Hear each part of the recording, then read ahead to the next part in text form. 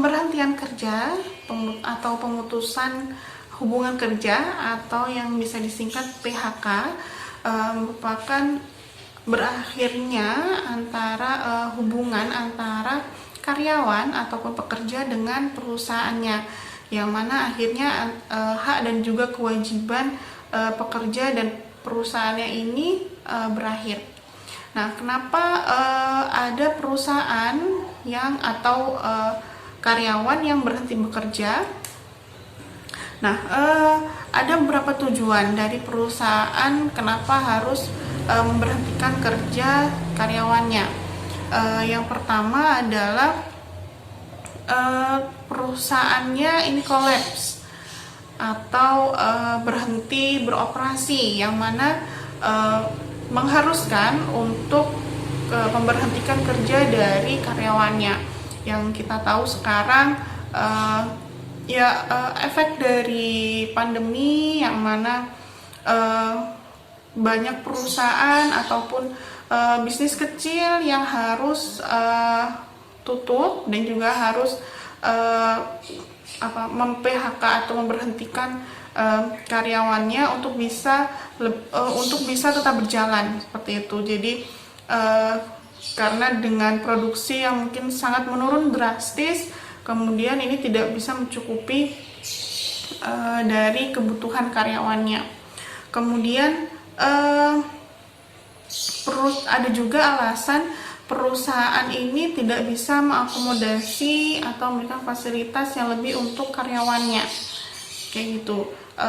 Jadi sama dengan yang pertama, jadi ada selain pandemi itu juga pasti ada beberapa biasanya konflik dari perusahaan, yang mana akhirnya memberikan keputusan adanya pemutusan hubungan kerja. Kemudian ada beberapa fungsi juga dari pemberhentian kerja, yaitu yang pertama adalah mengurangi biaya tenaga kerja. Nah, ini juga berhubungan dengan faktor yang tadi. Kemudian adanya pemberhentian kerja itu karena ingin menggantikan karyawan yang lebih baik. Nah, kayak tadi ada namanya demosi. Nah, ketika karyawan yang mempunyai kinerja yang buruk dan ini sangat mempengaruhi perusahaan dan karyawan juga tidak bisa dikembangkan lagi, maka perusahaan bisa saja dengan berat hati untuk memberhentikan karyawan tersebut, yang mana nantinya ingin mendapatkan SDM yang lebih berkualitas atau lebih berkompetensi. Kemudian ada juga ingin adanya inovasi atau adanya kebijakan baru dari perusahaan, yang mana karyawannya ini tidak sesuai dengan visi ataupun misi dari perusahaannya. Nah, ada beberapa jenis pemutusan hubungan kerja, yaitu yang pertama adalah pemutusan hubungan kerja sementara dan juga permanen. Nah, kalau sementara ini biasanya karyawan tidak berhenti secara permanen. Jadi bisa saja karena sakit atau karena sekolah lagi. Kemudian ada beberapa alasan yang mungkin membutuhkan rentang waktu bisa saja sebulan atau setahun atau beberapa tahun, yang mana karyawan tersebut berhenti bekerja, namun ketika masa kontrak pemberhentiannya ini selesai, karyawannya ini harus bekerja kembali. Kemudian dan juga bisa saja ketika ada permasalahan seperti pandemi seperti ini, jadi nanti perusahaan tidak memberhentikan secara total dari karyawannya, namun ada perjanjian ketika nanti perekonomian pulih kembali, kemudian sudah bisa memproduksi secara normal lagi. Nah, ini perusahaan akan menarik kembali karyawannya, kayak gitu. Kemudian pemutusan hubungan kerja yang permanen. Nah, permanen ini biasanya ya secara total antara hak dan juga kewajiban dari pekerja dan juga perusahaan ini sudah berakhir. Nah, ini macam-macam untuk alasannya, bisa saja karena sakit, kemudian ya karena kinerja yang turun, kemudian nah kematian itu juga menjadi salah satu alasan untuk pemberhentian secara permanen. Nah, alasan pemberhentian kerja ini juga bisa dari undang-undang atau peraturan dari pemerintah. Nah, ketika ada karyawan yang belum cukup umur atau masih anak-anak. Nah, ini tidak boleh karena aturannya ini tidak boleh bekerja untuk yang anak-anak di bawah umur, nah makanya harus diberhentikan. Kemudian karena keinginan karyawannya sendiri itu juga. Nah, jadi karena pemberhentian kerja ini memang seakan kesannya ini adalah buruk. Jadi seakan kalau misalkan berhenti bekerja ini berarti kinerjanya itu buruk. Jadi bukan seperti itu. Jadi ada juga beberapa karyawan yang mereka memang keinginannya sendiri untuk memilih untuk berhenti bekerja. Ini bisa saja ya karena pendidikan, keluarga, kemudian ingin mencoba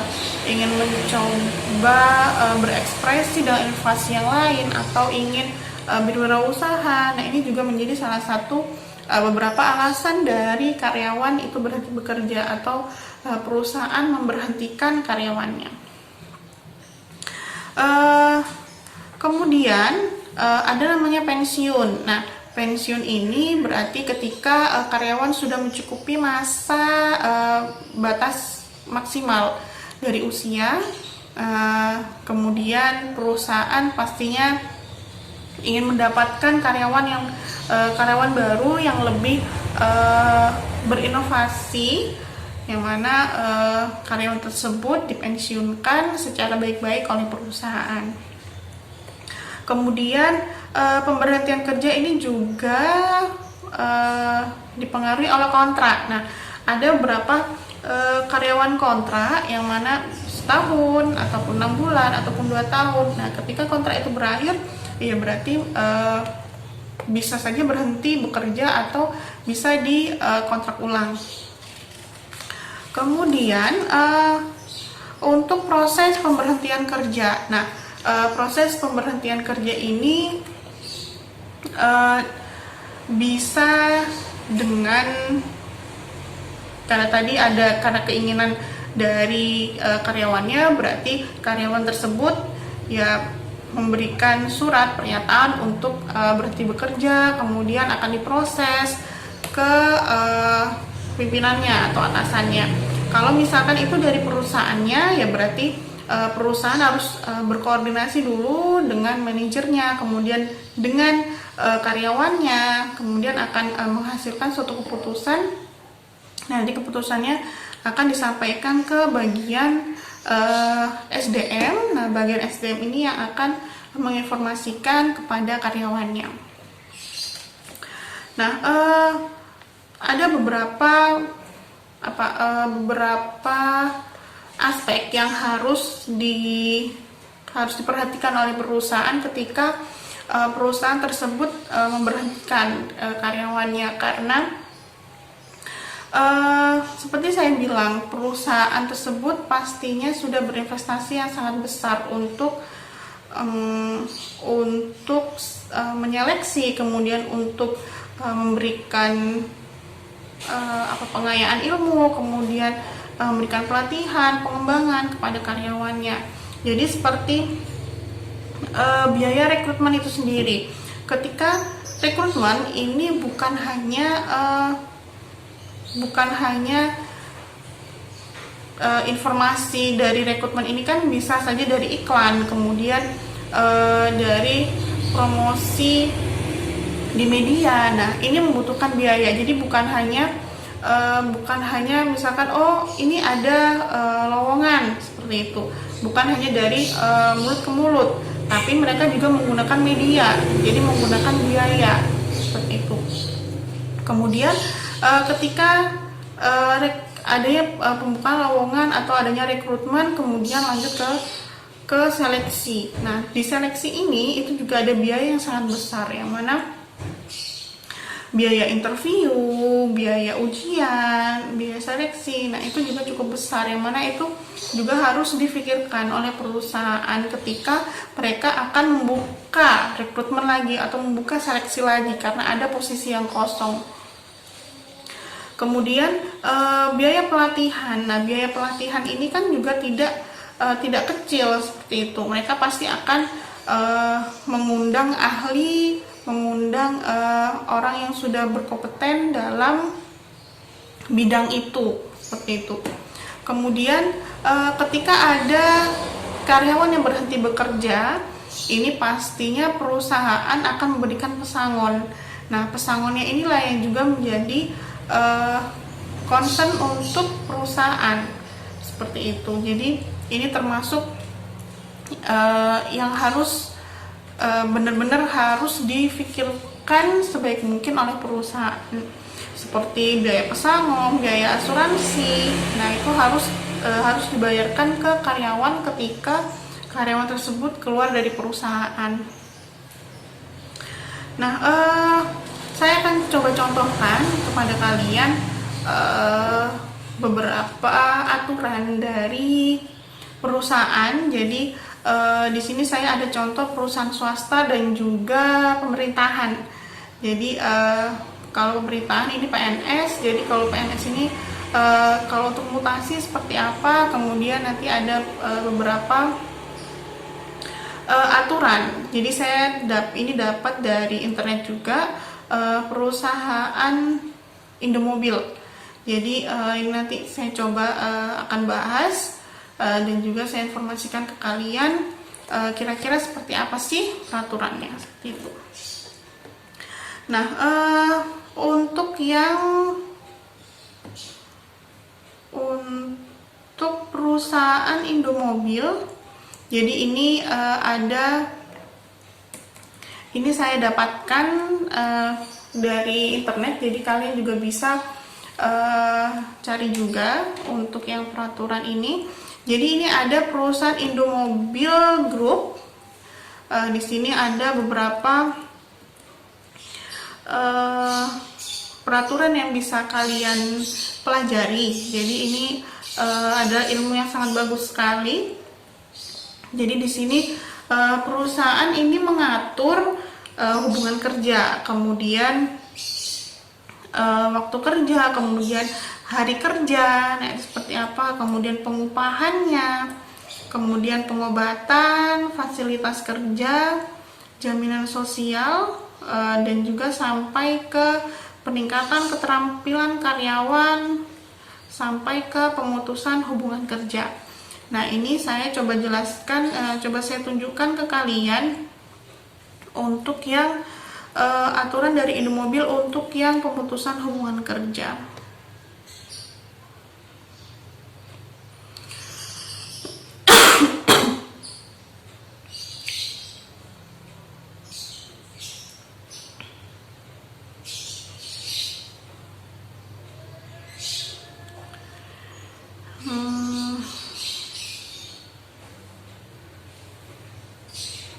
Nah, ini kalian bisa lihat di layar. Nah, ini adalah pemutusan hubungan kerja di Indomobil Group. Nah, di sini dijelaskan kan, jadi perusahaan berusaha agar jangan sampai terjadi pemutusan hubungan kerja. Ya, jadi ini memang suatu keputusan yang sangat-sangat difikirkan lagi ketika ada pemutusan hubungan kerja, karena dampaknya pasti akan negatif seperti itu. Kemudian nah ini bila segala upaya telah ditempuh, kemudian memang tidak dapat dihindarkan untuk pemutusan hubungan kerja, maka perusahaan akan menyelesaikan berdasarkan undang-undang. Nah, undang-undang atau peraturan ketenagakerjaan yang terbaru. Kemarin kita juga sudah ada pro kontra antara undang-undang cipta kerja, jadi kalian pasti sudah tahu konfliknya itu seperti apa. Memang dalam dalam aturan pemerintahan untuk PHK, kemudian untuk pesangon, untuk upah, ini sangat beragam opini. Jadi untuk aturan yang lama dan juga untuk aturan yang baru yang masih belum sinkron, dan juga banyak karyawan ataupun asosiasi yang masih belum terima. Jadi memang karena aturan yang lalu ini adanya pesangon untuk karyawannya, kemudian untuk yang aturan sekarang ini pesangonnya ini lebih sedikit. Nah, maka itu ini menjadi suatu kebijakan yang harus dipikirkan atau harus diperhatikan oleh perusahaan. Kemudian, nah ini adanya putusnya hubungan kerja ini karena pelanggaran pengaturan tata tertib, kemudian adanya perbuatan tindak pidana atau hukum negara, kemudian adanya sakit berkepanjangan dan juga karena sakit berkepanjangan maka tidak bisa melanjutkan pekerjaannya. Kemudian pensiun, nah ini tadi sudah saya jelaskan. Kemudian mengundurkan diri, meninggal dunia, dan juga berakhirnya masa kontrak. Nah, kemudian untuk yang pemutusan hubungan kerja karena pelanggaran peraturan tata tertib. Nah, ini pelanggaran peraturan tata tertib ini bisa saja tidak bisa diberikan pesangon, kemudian justru malah ada denda yang harus yang harus dibayarkan oleh karyawannya, seperti itu. Kemudian, apa sih pelanggaran yang dijadikan acuan oleh Indomobil? Jadi ini kalian bisa lihat di layar, yaitu seperti penipuan, pencurian, kemudian penggelapan barang atau uang, dan juga ini ada membuat atau menyebarkan informasi yang tidak benar atau fitnah atau berita palsu atau hoax, yang mana ini merasakan atau membuat kondisi dari perusahaan ini tidak baik. Kemudian memproduksi atau menyebarluaskan informasi yang muatannya ini menimbulkan rasa kebencian. Kemudian memperdagangkan barang terlarang. Nah, kemudian memalsukan dokumen atau surat-surat. Nah, karena di perusahaan ini pasti kan akan sangat rawan sekali dokumen-dokumen rahasia, yang mana karyawan tersebut pasti punya akses, yang mana ketika karyawan tersebut mempunyai niat buruk, kemudian dokumen tersebut ini bisa dijual atau disebarluaskan. Nah, ini pasti akan merugikan perusahaan. Kemudian menyalahgunakan jabatan atau fasilitas. Nah, ini contohnya, ini bisa saja ketika karyawan tersebut berada di jabatan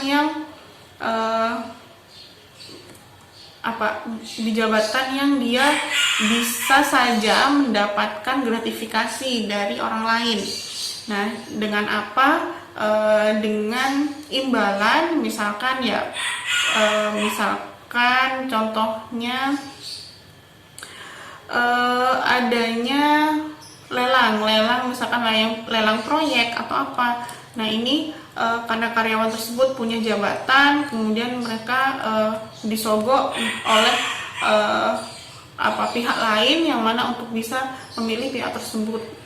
Jadi ini menyalahgunakan jabatan. Kemudian untuk yang pemutusan hubungan kerja karena sakit berkepanjangan.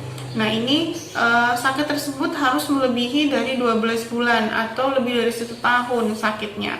Kemudian setelah waktu tersebut, perusahaan bisa melakukan pemutusan hubungan kerja sesuai dengan peraturan. Kemudian, nah ini di sini ada pemutusan hubungan kerja karena kinerja yang buruk, jadi tidak bisa mencapai standar prestasi kerjanya. Jadi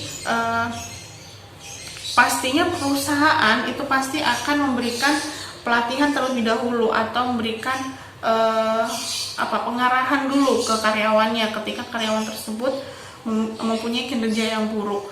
Jadi perusahaan pasti akan berusaha bagaimana cara meningkatkan kembali kinerja dari karyawannya. Nah, ketika karyawan tersebut memang tidak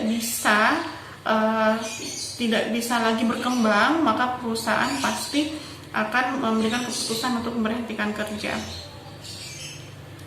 Nah, kemudian di sini ada pemutusan hubungan kerja untuk yang usianya sudah pensiun. Nah, kalian bisa lihat di sini karyawan yang usianya lebih dari 55 tahun, maka hubungannya akan berakhir. Kemudian untuk yang ingin pensiun dini, ini pada usia 45 tahun. Kemudian ketika karyawan tersebut di usia yang sudah seharusnya pensiun, tapi masih dibutuhkan oleh perusahaan, ini bisa saja karyawan tersebut itu tetap bekerja. Jadi ini ada juga beberapa di perusahaan yang meskipun sudah lanjut usia, tapi karena kompetensi atau kemampuan dari karyawan tersebut yang sangat dibutuhkan atau dihargai oleh perusahaan, maka karyawan tersebut tetap dipertahankan di perusahaan. Nah, ini ada pemutusan hubungan kerja untuk permintaan sendiri. Nah, di sini, pastinya harus mengajukan surat permohonan pengunduran diri. Ada rentang waktunya, yaitu 1 bulan sebelum tanggal pengunduran diri. Kemudian karyawan harus melakukan serah terima pekerjaan. Nah, jadi karena memang pekerjaan ini yang sebelumnya menjadi jadi tugas dari karyawan tersebut, pastinya harus adanya serah terima tugas ke karyawan yang baru. Nah, karyawan lama harus bisa menjelaskan dengan detail apa saja tugasnya selama dia bekerja. Sekarang saya coba contohkan untuk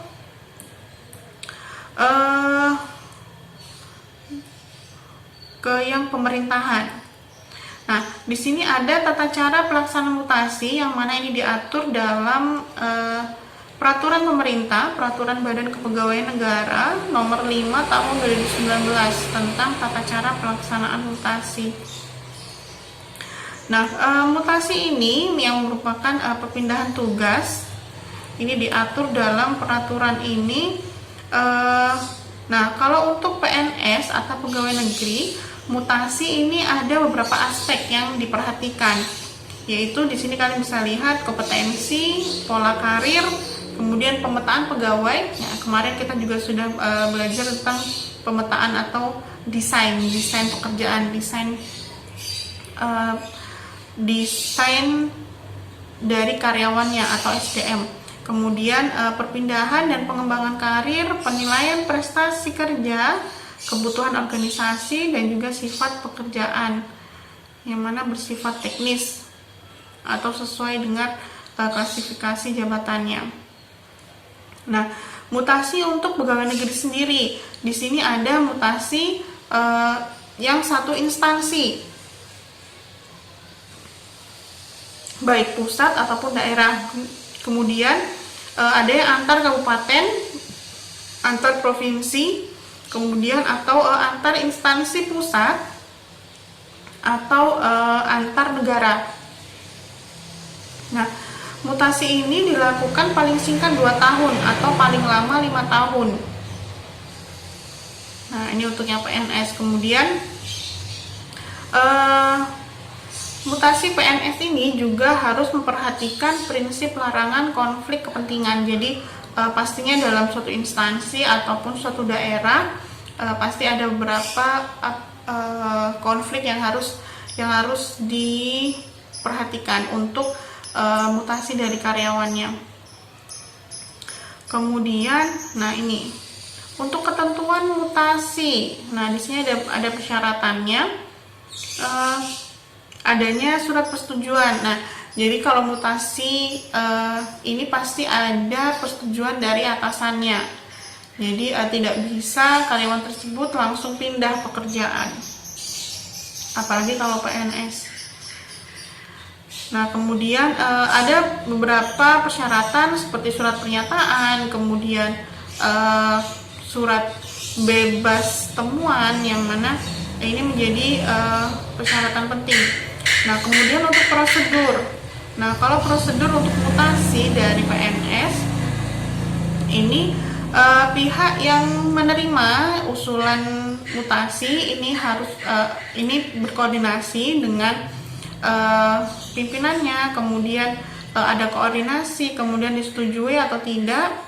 Nah, ini persetujuan tersebut pasti akan dikirimkan ke penerima dan juga ke pihak yang bersangkutan. Ya, jadi itu tadi beberapa materi dan juga beberapa studi kasus yang bisa saya sampaikan kepada kalian. Jadi silakan kalian bisa mencari informasi lainnya dari sumber lainnya dari manapun, lebih banyak itu pasti akan lebih baik. Nah, selamat belajar dan juga semoga informasi ini bermanfaat untuk saya dan juga untuk kalian. Jangan bosan dengan kata-kata jaga kesehatan. Jadi kita tetap harus menjaga kesehatan kita karena kita nggak sendiri. Kita ada keluarga, ada teman di sekitar kita yang harus kita jaga. Seperti itu. Tetap sehat, tetap happy. Kita ketemu di video selanjutnya. Terima kasih. Wassalamualaikum warahmatullahi wabarakatuh.